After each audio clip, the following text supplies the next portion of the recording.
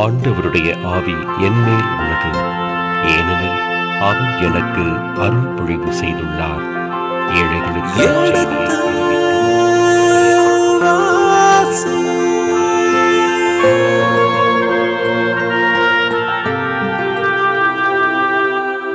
எடுத்து வாசி.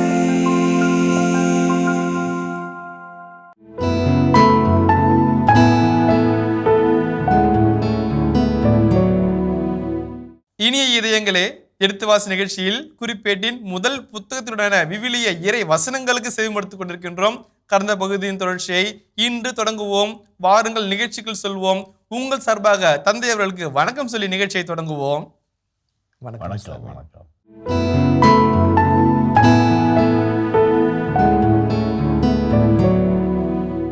30ஆம் வசனத்தை பாருங்களேன். ஒவ்வொரு காலையிலும் மாலையிலும் ஆண்டவருக்கு நன்றி கூறவும் அவரை போற்றவும் வேண்டும். அத்தோடு ஓய்வு நாள்களிலும் அமாவாசை நாள்களிலும் மற்றைய விழாக்களிலும் ஆண்டவருக்கு எரிபலி செலுத்தும் போது எண்ணிக்கைப்படியும் பிரிவுகளின்படியும் ஆண்டவர் திருமுன் எப்பொழுதும் நிற்க வேண்டும். ஆண்டவர் தங்கும் சந்திப்பு கூடாரத்தையும் திருத்தலத்தையும் அவர்கள் கண்காணிக்கவும், ஆரோனின் வழிமரபில் வந்த அவர்களுடைய சகோதரான குருக்களுக்கு ஆண்டவரின் இல்லப்பணியில் அவர்கள் உதவி செய்யவும் வேண்டும். ஆமாம், இப்போ இந்த லேவியர்கள் என்னென்ன செய்யணுன்றதை ரொம்ப அழகாக 3 விதமாக வேலை பிரித்து செய்கிறாங்க. முதலாவது, காலையிலும் மாலையிலும் ஆண்டவருக்கு நன்றி கூறி அவரை போற்ற வேண்டும். காலையிலும் மாலையிலும் பாடல் இருக்குது. இப்போ காலையிலும் மாலையிலும் இரவு தோறும் ஆண்டவருக்கு நன்றி கூறி போற்றுவது என்பது லேவியருடைய பணியாக இருக்கிறது. முதல் பணி first praise God, praise God, praise God. அது ரொம்ப முக்கியமான பணியாக இருக்கும். இரண்டாவது, அமாவாசை, ஓய்வு நாள், மற்ற விழாக்களில் ஆண்டவருக்கு எரிபலி செலுத்தும் போது எண்ணிக்கைப்படியும் பிரிவின்படியும் ஆண்டவர் முன் எப்போதும் நிற்க வேண்டும். அவங்க ஆண்டவர் முன் நின்று அது எந்த எண்ணிக்கையாக இருக்குதோ, எந்த பிரிவோ அந்த பிரிவு அந்த எண்ணிக்கை அங்கே நின்று அந்த பலியை செலுத்தணும். செலுத்துவது ஒருவராக இருக்கலாம், யாருக்கு திருவிழா சீட்டு கொள்வது அவராக இருக்கலாம், ஆனால் அந்த குரூப் அங்கே இருக்கணும். அப்போ தான் அவங்களுக்கு அந்த சன்மானமோ அல்லது மற்ற இன்னும் பெரிய மரியாதையோ அல்லது அவருடைய ஒரு அட்டண்டன்ஸோ அது கிடைக்கப்படும். அடுத்து பார்த்தீங்களேன், ஆண்டுடைய சந்திப்பு கூடாரத்தையும் திருத்தலத்தையும் கண்காணிக்கணும். அதுதான் முக்கியம். ஆண்டவருடைய சந்திப்பு கூடாரத்தை, அந்த டென்ட் ஆஃப் மீட்டிங் என்று சொல்லப்படுகின்ற உடன்படிக்கையின் பேடை இருக்கின்ற அந்த டென்ட் ஆஃப் மீட்டிங்கையும் சந்திப்பு கூடாரத்தையும் திருத்தலத்தையும் ஆண்டவர் வாழும் திருத்தலத்தையும் அவங்க கண்காணிக்கணும். இப்போ காவல் செய்களாகவும் இருக்கிறாங்க. காவலாளிகளாகவும் இரவு வேளையிலும் பகல் வேளையிலும் மாலை வேளைகளிலும் அவர் விழா அவர்கள் பாரா அந்த இடத்துல அவங்க செய்கிறாங்க. அதுக்கப்புறம் கடைசியாக ஆரோனின் வழியிலிருந்து அவர்கள் ஆண்டவரின் இல்லப்பணியில் அவர்களுக்கு உதவி செய்ய வேண்டும். ஆண்டவருடைய இல்லப்பணியில் குருக்களுக்கு அவர்கள் உதவி செய்ய வேண்டும். நல்ல தெளிவாக சொல்கிறாரு, சகோதரரான குருக்களுக்கு ஆண்டவரின் இல்லப்பணியில் அவர் உதவி செய்ய வேண்டும். குருக்களுடைய சொந்த சகோதரர்களைப் போலத்தான், அவர்களுக்கு தாழ்ந்தொள்ளாகவும் உயர்ந்தலாகவும் அல்ல, ஆனாலும் இல்லப்பணியில் அவர்களுக்கு உதவி செய்ய வேண்டும். இதெல்லாம் லேவியருடைய திட்டமாக எனக்கு என்னென்னா 3000 வருஷத்துக்கு முன்னாடி இவ்வளோ சிஸ்டமேட்டிக்காக இவ்வளோ பியூட்டிஃபுல்லாக பிளான் பண்ணி எவ்வளோ அழகாக செஞ்சுருக்கிறாங்க. நாம் பிளான் பண்ணி எடுத்துடுறோம், ஆனால் எவ்வளோ அழகாக லிட்டர்ச்சி. நம்ம கோயிலில் போய் பாருங்கள், ஃபாதர் நான் டீக்கன் பிரதராக இருந்தேன். ஃபாதர் பூசைக்கு போகலாம் அப்படின்னாரு. சரி போனால் உபதேசார் எல்லாத்தையும் எடுத்து வச்சுட்டாரு. பூசை பார்த்தாக்கா எல்லாம் எடுத்து வச்சுட்டாருன்னு பார்த்தாக்க நற்செய்தி விட்டுட்டு வந்துட்டார். அது ரொம்ப குக்கிரமோ. புது கிறிஸ்தவர்கள் யார்ட்டையும் பைபிள் இல்லை. நானும் அப்படியே பாதி இறங்கி அங்கங்கன்னு பைபிள் இல்லை, நற்செய்தி இல்லை. என்னடான்னு சொல்லி பார்த்தாக்கா பைபிள் இல்லாமல் வந்துட்டார். எனக்கு மனசு ரொம்ப சங்கடமாக இருந்துச்சு. அப்புறம் இந்த ஞாயிற்று மறைவுரை அந்த தாளை வச்சு வாசித்து பூசை முடிச்சிட்டோம். ஆனால் ஒரு தயாரிப்பில்லாத ஒரு தன்மை பாருங்கள். 3000 ஆண்டுகளுக்கு முன்பாக எவ்வளவு அழகான ஒரு தயாரிப்பு. இப்போ உதவி பங்கு தந்தை அதுவும் இல்லாமல் வேதியர், வழிபாட்டுக்குழு, நம்ம எப்படி தயாரிக்கிறோம். ஒரு சிலர் ரொம்ப ஒரு சில நிகழ்வுகள் மட்டும் மிக முக்கியத்துவம் கொடுப்பாங்க. தேர், அப்புறமேட்டு கிறிஸ்துமஸ்ஸு, அப்புறம் பங்கு திருவிழா, அது இதுக்கு மட்டும் தான் பயங்கர. மற்ற நாளில் வந்து கோயில் பக்கமே வரமாட்டாங்க. கோயில் பக்கமே வராதவர் தேர் அன்னைக்கு ஃபாதர் வான வேடிக்கை முக்கியம், பாரம்பரியம்னு கதை விட்டுட்டு கிடப்பார். என்னங்க எங்கே போய் முட்டிக்கிறதுன்னு நம்மளுக்கு தெரியாது இல்லைங்களா? அப்போ நம்ம எதுக்கு முக்கியத்துவம் கொடுக்குறோம்? பாருங்கள், 2000 வருஷத்துக்கு முன்னாடி எதை இவங்க செய்யணும், இப்படி தான் செய்யணும், இந்த வழியில் தான் செய்யணும், எவ்வளோ அழகாக நேர்த்தியாக நியமத்தின்படி கட்டளையின்படி தெளிவாக ஒரு முறைக்கு இருமுறைக்கு 3 முறை அழகாக சொல்கிறாங்க. அதான் நம்மளுக்கு மகிழ்ச்சியாக இருக்குது. இப்போ வாழ்வியல் பாடங்களாக ஒரு சின்ன செய்திகளை சொல்லிடுறேன். என்னுடைய திருவழிபாடை பற்றி நான் பேசும்போது ஒரு பையன் இருந்தான். அவன் வந்து ஒரு காப்பகத்தில் அந்த பையன் இருந்தான். அந்த சகோதரி நான் இந்த சிறுவனை அழைத்து கொண்டு ஸ்கூலுக்கு போகிறேன், ஸ்கூல் அட்மிஷன் போடுறேன், 30,000 ரூபாய் போர்டிங்கில் கேட்குறாங்க, ஸ்கூலுக்கு 10,000 ரூபாய் கேட்குறாங்க. ஸ்கூல் 10,000 ரூபாய் கவர்மெண்ட் கட்டிடும், அவன் ஆதரவற்ற பையனாக இருந்ததுனால. அதே போல் 30,000 ரூபாய் இருக்குது, ஃபாதர்கிட்ட கன்செஷன் கேட்க போகலான்னு இருக்கிறேன் அப்படின்னாங்க. அப்போ நான் சொன்னேன், நீங்கள் கன்செஷன் கேட்டீங்கன்னாக்க ஃபாதர் கொடுக்கட்டும், அதுக்கு மேலே எது இருந்தாலும் நான் கொடுக்குறேன் அப்படின்னேன். ஏன் உங்களுக்கு மட்டும் அந்த மேலே அவ்வளோ ஆசை, அவ்வளோ பாசம் அப்படின்னாங்க. நான் சொன்னேன், நான் இந்த காப்பகத்துக்கு திருப்பலி நிறைவேற்ற வருவேன், ஆனால் அவன் மட்டும் தனிப்பட்ட முறையில் ஒவ்வொரு வார்த்தையும் தெளிவாய் உச்சரித்து ஜபிப்பான். அவன் சொல்கிற வார்த்தை ஒவ்வொன்றும் மணிமணியாக வாயிலேருந்து வரும். அதே மாதிரி நிறைய சமயத்தில் அவன் சொல்கிற வார்த்தை வாயிலேருந்து வராது, மனசுலேருந்து வர மாதிரி இருக்கும். அதுக்காக உதவி செய்ய ஆசைப்பட்றேன் அப்படின்னேன். இல்லை ஃபாதர், நீங்கள் சொல்கிறது உண்மைதான், நானும் படம்பரை கவனிச்சிருக்கிறேன், அவனுடைய பக்தி ரொம்ப அலாதியானது என்று அவனை பற்றி அந்த சகோதரியும் ஒத்துக்கொண்டார்கள். அதுதான் ரொம்ப முக்கியம். நம்முடைய வழிபாட்டில் நம்முடைய பிள்ளைகளுக்கு திருவழிபாட்டில் பங்கேற்க நாம் சொல்லித்தர வேண்டும். ஆலயத்தில் கூட்டி விட்டால் போதாது. நம்ம பசங்களை அந்த கோயிலில் கூட்டு அந்த கிரவுண்டுக்குள்ளே விடுறதே பெருசு. அவன் அந்த வரைக்கும் கூட்டு வந்ததே ஒரு சாதனையாக நினைக்குது. அப்புறம் கோயில்களை கூட்டி அவனை ஜெபிக்க வைக்கிறது, இது பண்ணுறது, அது இன்னொரு பிரச்சனை. இந்த சமயத்தில் எவ்வளோ அழகான ஒரு திருவழிபாட்டுக்கான தயாரிப்பு நிலையில் இருக்கிறவங்க பாக்கியவான்கள், வேதியர்கள். திரு லூசியன் லெக்ரான் அடிகள், பேராசிரியர் லெக்ரான் அவர்கள் ஒரு கட்டுரை எழுதியிருக்கிறார். அந்த கட்டுரையில் வெளிநாட்டில் இருந்து இயேசு சபை மறை போதகர்கள் வந்தார்கள் வெளிநாட்டிலிருந்து. அதே போலவே மில்ஹில்ஸ் ஃபாதர்ஸ் வந்தாங்க, எம்இபி ஃபாதர்ஸ் வந்தாங்க. இவர்களுக்கெல்லாம் மிகப்பெரிய ஊன்றுகோலாகவும் பாலமாகவும் அமைந்தது வேதியர்கள் தான். வேதியர்கள் மட்டும் இல்லை என்றால் இத்தனை குருக்களும் மூளை முடுக்குகளிலும் மலைகளிலும் மேடுகளிலும் ஏறி இறங்கி மக்களை சந்தித்து இயேசுவை அறிவித்திருக்கவே முடியாது. அவர்கள் கொண்டு வந்த அந்த மூல ஆதாரங்களை கொடுத்து அவர்களிடம் வாசிக்க வைத்து இயேசுவை தெரிவித்திருக்கவே முடியாது. இவர்களுக்கு பாலமாக அமைந்தது அந்த வேதியர்கள். அன்றைய நாளின் லேவியர்கள் தான் இன்றைய நாளின் வேதியர்கள் என்று சொன்னால் குறையில்லை. வேதியர்களுடைய பணி அளப்பரிய பணி, அதிசயத்தக்க பணி, அவ்வளோ அற்புதமான பணியாக இருக்கிறது. அந்த பணியை மட்டும் அவர்கள் புனிதமான முறையிலே செய்தார்கள் என்று சொன்னால் இறைவனுக்கு மிகுந்த மகிமையை கொண்டு வருகிறார்கள் என்று அர்த்தமாகும். ரொம்ப முக்கியமான ஒரு வேதியர்களுடைய பணி குறைச்சி மதிப்பிட. இன்றைக்கு வேதியர்களுக்கு சம்பளம் கொடுக்கணும், பிஎஃப் கொடுக்கணும், மெடிக்கல் செலவு எக்ஸ்பென்ஸ் இருக்குது, அவங்க குடும்பத்தை பார்த்துக்கணும்னு சொல்லிட்டு நிறைய இடங்களில் வேதியர் பயிற்சி பள்ளிக்கூடங்கள் எல்லாம் மூடிவிட்டாங்க. அதை பற்றி நான் எதுவும் சொல்வதற்கில்லை. ஆனால் கோயில் பிள்ளைகள் என்று சொல்லி நிறைய பேர் உதவி செய்வாங்க, நிறைய பேர் வேலை செய்வாங்க. 20 வருஷம் 25 வருஷம் 30 வருஷம் கோயில் பணியாளர்கள் என்று சொல்லி கோயில் பிள்ளையாக வேலை செஞ்சிட்டு இருப்பாங்க.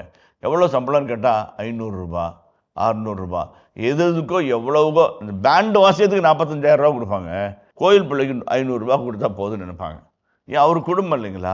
அவ்வளோ பணியை விட்டு ஆலயத்தை கூட்டி தொடச்சி சுத்தம் பண்ணி மணி அடித்து 3 வேளையும் மணி அடித்து சாயங்காலத்தில் ஜபத்தை தயார் பண்ணி பூசைக்கு தயார் பண்ணி எவ்வளோ பணிகளை செய்கிறார்கள். அவர்களை நம்ம எப்படி நடத்த வேண்டும்? அவர்களை நம்ம விளைவுகளாக நடத்துகிறோமா? இல்லை, ஏதோ ஒரு கூலிக்கு வேலை செய்கிற ஒரு பார்ட் டைம் பிஸ்னஸ் மேனு அப்படின்ற மாதிரி நம்ம நினைக்கிறோம். அதுதான் இந்த இடத்துல அந்த குறிப்பிட வேண்டிய 2வது வாழ்வியல் செய்தியாக நினைக்கிறேன். அவர்களுக்குரிய சன்மானத்தை கொடுத்தோம்னாக்க இன்னும் நல்ல காரியங்களை ஆர்வமாக உற்சாகமாக உத்வேகத்தோடு செய்வாங்க. 3வதாக பாடற்குழு என்பது மிக மிக முக்கியமான அங்கம் வகிக்கிற திருவழிபாட்டு அருட்கொண்டாட்டத்தின் முக்கிய நிலை. நல்ல ஒரு பாடற்குழு இருந்தால் அந்த திருவழிபாடு அற்புதமான ஒரு தேவலோக ரம்யமான சூழலை இங்கே கொண்டு வரும்.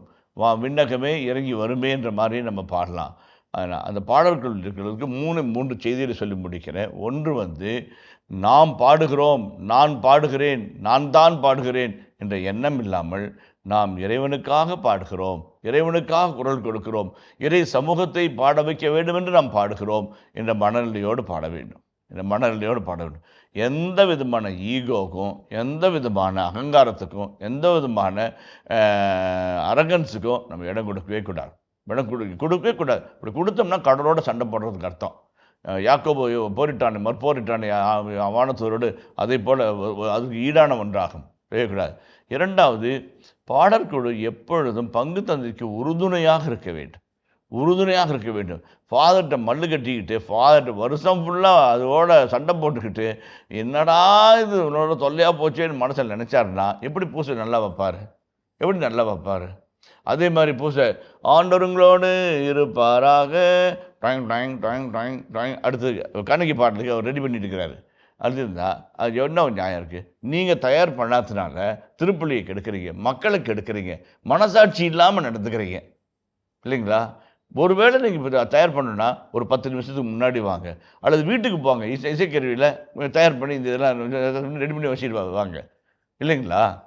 அதான் எந்த காரணத்துக்கு இருக்கட்டும் பாடற்குழு இசைந்து போகவே வேண்டி இடையூறாக இருக்கக்கூடாது.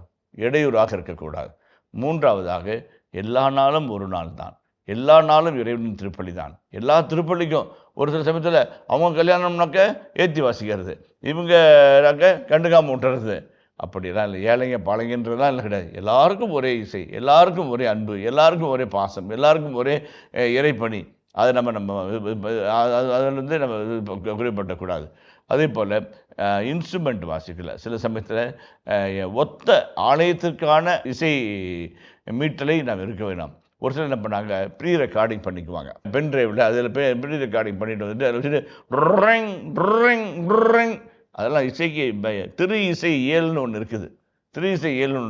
அதெல்லாம் வந்து எந்த நிலையிலும் ஏற்றுக்கொள்ள முடியாத ஒன்று.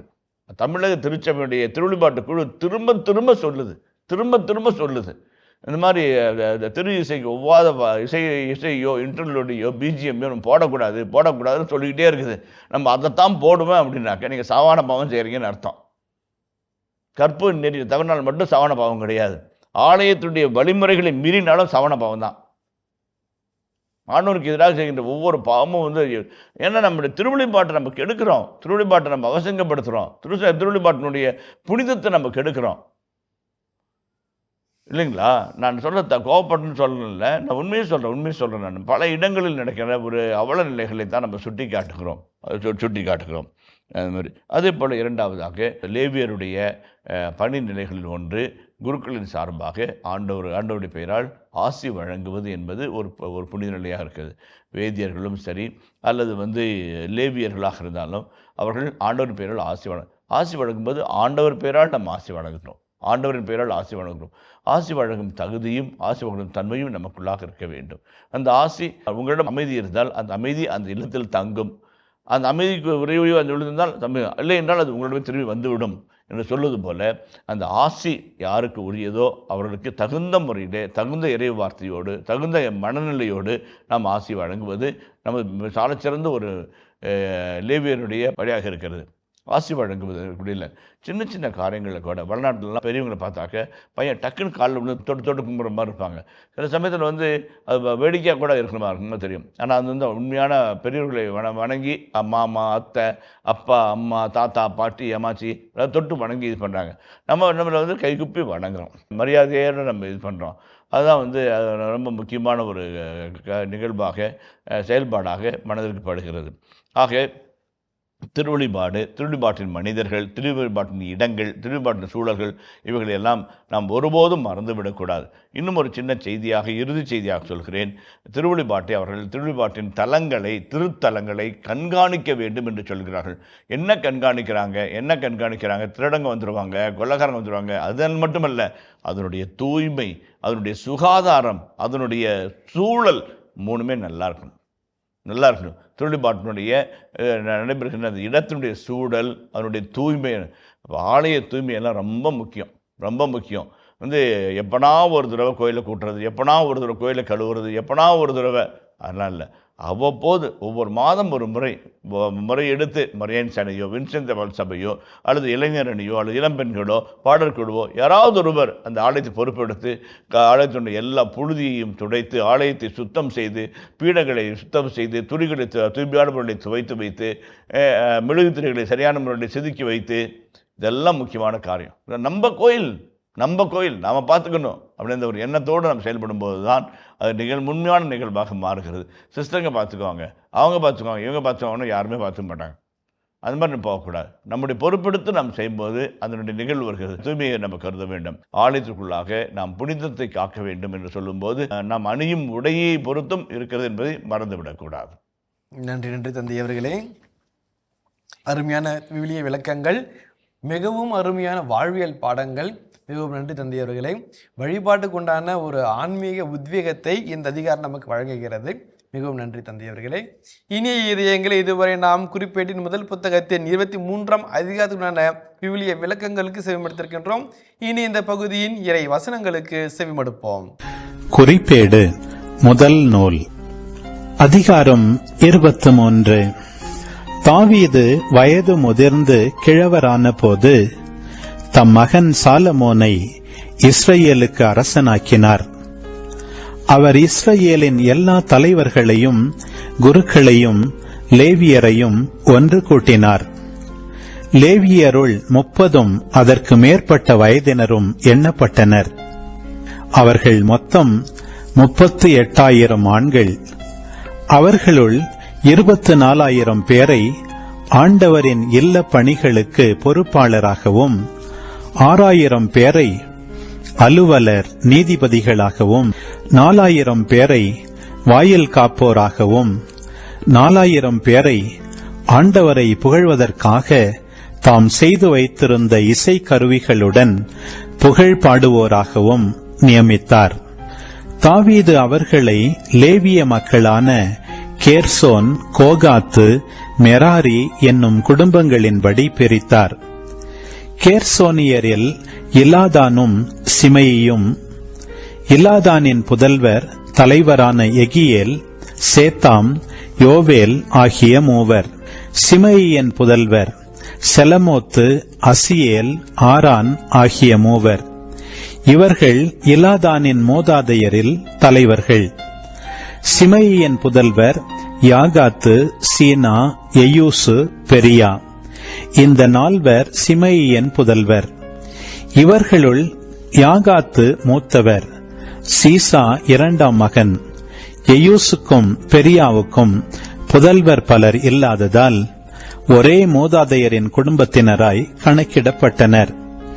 கோகாத்தின் புதல்வர் அம்ராம், இட்சகார், எப்ரோன், உசியேல் ஆகிய 4. அம்ராமின் புதல்வர் ஆரோன், மோசே. ஆரோனும் அவர் புதல்வரும் திருத்தூயகத்தை என்றும் புனிதமாய் காக்கவும், என்றென்றும் ஆண்டவருக்கு முன்பாக தூபம் காட்டவும், அவர் தம் திருமுன் பணி செய்யவும், அவர் பெயரால் ஆசி வழங்கவும் அர்ப்பணிக்கப்பட்டனர். கடவுளின் அடியவரான மோசேயின் புதல்வரும் லேவி குலத்தாரோடு சேர்த்து கணக்கிடப்பட்டனர். மோசேயின் புதல்வர் கெர்சோம், எலியேசர். கெர்சோமின் புதல்வருள் செபுயேல் தலைவராயிருந்தார். எலியேசர் புதல்வருள் ரகபியா தலைவராயிருந்தார். எலியேசருக்கு வேறு புதல்வர் இல்லை, ஆனால் ரகபியாவுக்கு புதல்வர் பலர் இருந்தனர். இட்சகார் புதல்வருள் செலோமித்து தலைவராயிருந்தார். எப்ரோன் புதல்வர் தலைவரான எரியா, 2ஆம் அவர் அமரியா, 3ஆம் அவர் யாகசியேல், 4ஆம் அவர் எக்கமயாம். உசியேல் புதல்வர் தலைவரான மீகா, 2ஆம் அவர் இசியா. மெராரியின் புதல்வர் மக்லி, மூசி. மக்லியின் புதல்வர் எலையாசர், கீஸ். எலையாசர் இறந்தபோது அவருக்கு புதல்வியரே அன்றி புதல்வர் எவரும் இல்லை. அவர் சகோதரராகிய கீசின் புதல்வர் அவர்களை மணந்து கொண்டனர். மூசியின் புதல்வர் மக்லி, ஏதேர், எரேமோத்து ஆகிய 3. தங்கள் மூதாதையரின் குலங்களின்படியே மூதாதையர் குடும்பத் தலைவர்களாயிருந்த லேவியரின் புதல்வர் இவர்களே. இவர்கள் 20 அதற்கு மேற்பட்ட வயதும் உடையவர்கள். தனித்தனியே நபர்களின் பெயர்களின் எண் வரிசைப்படியே பதிவு செய்யப்பட்டு ஆண்டவரின் திருக்கோவிலின் பணியோடு தொடர்பு கொண்ட வேலைகளை செய்ய வேண்டியவர்கள். ஏனெனில் இஸ்ரவேலின் கடவுளாகிய ஆண்டவர் தம் மக்களுக்கு அமைதி தந்து எருசலேமில் என்றும் குடியிருக்கிறார். அதுவுமன்றி லேவியர் திருக்கூடாரத்தையும் வழிபாட்டுக்கான அனைத்து கலங்களையும் இனி சுமக்க வேண்டுவதில்லை என்று தாவீது கூறினார். தாவீதின் இறுதிச் சொற்களின்படி லேவியருள் 20 அதற்கு மேற்பட்ட வயதினர் யாவரும் பதிவு செய்யப்பட்டனர். அவர்கள் ஆண்டவரின் இல்லப் பணியில் ஆரோனின் புதல்வரின் கீழ் வேலை செய்யவும், முற்றங்களையும் உள்ளறைகளையும் புனித கலங்கள் அனைத்தையும் தூய்மைப்படுத்தவும், கோவிலில் எவ்வகை பணியையும் செய்யவும் வேண்டும். திருமுன்னிலை அப்பங்கள், உணவு பலிக்கான மிருதுவான மாவு, புளிப்பற்ற அப்பம், சட்டிகளில் சுட்ட பொரித்த அடைகள் ஆகியவற்றை தயாரித்து அவற்றின் எடையையும் அளவையும் கணக்கிடுதல் வேண்டும். ஒவ்வொரு காலையிலும் மாலையிலும் ஆண்டவருக்கு நன்றி கூறவும் அவரை போற்றவும் வேண்டும். அத்தோடு ஓய்வு நாள்களிலும் அமாவாசை நாள்களிலும் மற்றைய விழாக்களிலும் ஆண்டவருக்கு எரிபலி செலுத்தும் போது எண்ணிக்கைப்படியும் பிரிவுகளின்படியும் ஆண்டவர் முன் எப்போதும் நிற்க வேண்டும். ஆண்டவர் தங்கும் சந்திப்பு கூடாரத்தையும் திருத்தலத்தையும் கண்காணிக்கவும் ஆரோனின் வழிமரபில் வந்த அவர்கள் சகோதரரான குருக்களுக்கு ஆண்டவரின் இல்லப் பணியில் உதவி செய்யவும் வேண்டும். இனிய இதயங்களே, எடுத்து வாசி நிகழ்ச்சியில் குறிப்பேட்டின் முதல் புத்தகத்துடனான விவிலிய இறை வசனங்களுக்கு செவிமடுத்துக் கொண்டிருக்கின்றோம். இதன் தொடர்ச்சியை மீண்டும் அடுத்த பகுதியில் தொடர்வோம். அதுவரை இணைந்திருங்கள். இயேசுவுக்கே புகழ், இயேசுவுக்கே நன்றி, மரியே வாழ்க. லேவியர்கள், குருக்கள், வாயில் காப்போர், பல்வேறு பணியாளர்களுடைய நிலைகள், அவருடைய அலுவலர்கள், இவரை பற்றி விளக்கின்ற இந்த புத்தகம் அதாவது நாடு கடத்தப்பட்ட பின் வந்த காலகட்டத்துக்கான வார்த்தைகளாக இருக்கிறதை நாம் புரிந்து கொள்கிறோம். அது எபிரேய மொழியிலே அது தெளிவாக தெரியும். இந்த 24ஆம் அதிகாரம் குருக்களை பற்றிய செய்தியை சொல்கிறது.